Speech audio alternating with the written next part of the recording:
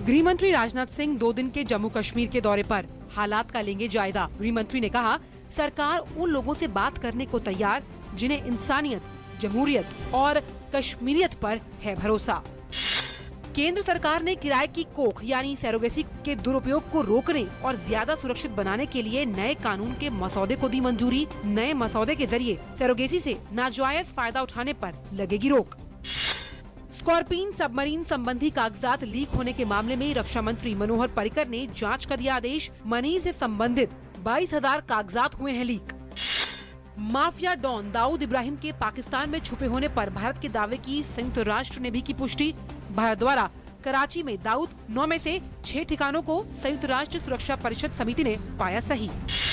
बिहार, पश्चिम बंगाल, उत्तर प्रदेश और मध्य प्रदेश में बाढ़ से जनजीवन प्रभावित, बड़े स्तर पर राहत और बचाव कार्य जारी। देश भर में बाढ़ से 150 से ज्यादा लोगों की मौत, लाखों लोग प्रभावित। लगातार बारिश के चलते कई इलाके पानी में डूबे।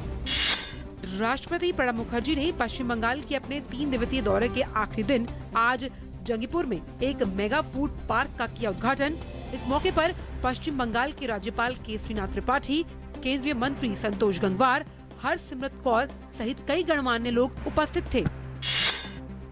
सुप्रीम कोर्ट ने मानहानि कानून के इस्तेमाल पर तमिलनाडु की जयललिता सरकार को फटकार लगाई। सुप्रीम कोर्ट ने कहा कि सार्वजनिक व्यक्तियों को अपनी जिंदगी में आलोचना को झेलना चाहिए। वे लोकतंत्र की आवाज को दबाने के लिए मानहानि कानून का इस्तेमाल नहीं कर सकते।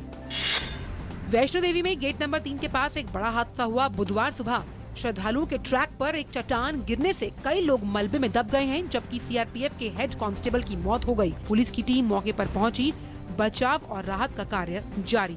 सुप्रीम कोर्ट ने आज दही हांडी की ऊंचाई में बदलाव करने से इनकार कर दिया। सुप्रीम कोर्ट ने 20 फीट से ज्यादा ऊंचाई पर दही हांडी टांगने से रोक लगाई है। साथ ही 18 साल से कम उम्र के लोगों को इस प्रतियोगिता में हिस्सा लेने पर भी रोक लगा दी है। प्रवर्तन निदेशालय ने शारदा चिटफंड घोटाले मामले में पूर्व वित्त मंत्री पी चिदम्बरम की पत्नी नलिनी चिदम्बरम को समन भेजा है। अधिकारियों के मुताबिक नलिनी को अगले महीने जांच अधिकारी के समक्ष कोलकाता में उपस्थित होने के लिए कहा गया है। रोम और मध्य इटली में आज तड़के भूकंप के झटके महसूस किए गए, जिसकी तीव्रता 6.2 आंकी गई। भूकंप में अब तक कई लोगों की मौत की खबर सामने आई है। भूकंप का केंद्र रोम के पूर्वोत्तर में रायती के पास था। अमेरिका ने आज उत्तर कोरिया द्वारा पनडुब्बी में बैलिस्टिक मिसाइल प्रक्षेपित किए जाने की कड़ी निंदा की। इसे संयुक्त राष्ट्र सुरक्षा परिषद के प्रस्तावों का उल्लंघन करने वाला भड़काऊ कदम बताया गया है। पेंटागन के प्रवक्ता गैरी रोस ने कहा, हम उत्तर कोरिया के इस परीक्षण और हाल ही में किए गए अन्य मिसाइल परीक्षणों की निंदा करते हैं। विश्व बैंक के नए अध्यक्ष के लिए चयन प्रक्रिया की शुरुआत हो चुकी है। विश्व बैंक के मौजूदा प्रमुख जिम यांग किम दूसरे कार्यकाल के लिए भी दावेदारों में शामिल होंगे।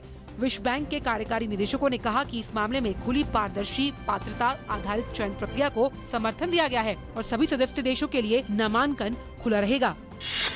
ओलंपिक ध्वज आज टोक्यो पहुंच गया, जहां जापान की राजधानी टोक्यो में 2020 ओलंपिक खेलों की मेजबानी होनी है। रियो 2016 खेलों में उतार चढ़ाव के बाद अधिकारियों ने वादा किया कि अगले खेल बिना किसी समस्या के होंगे। हरियाणा सरकार ने पहलवान साक्षी मलिक को बनाया बेटी बचाओ अभियान का ब्रांड एम्बेसडर। रियो ओलंपिक में कांस्य पदक जीतने वाली साक्षी मलिक का नई दिल्ली हवाई अड्डे पर जोरदार स्वागत।